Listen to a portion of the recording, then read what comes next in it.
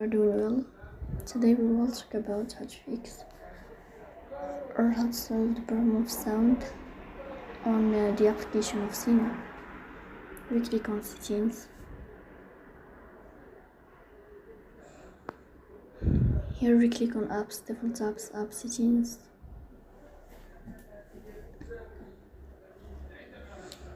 In this page you will search about Suno app. Then this window of app info. You will click on first stop and you will click OK.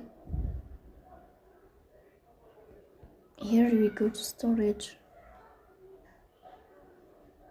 In this page of storage we click on clear cache. In the end you will turn off your phone and you will restart your phone again to fix that problem. So please don't forget to press the bell icon and subscribe.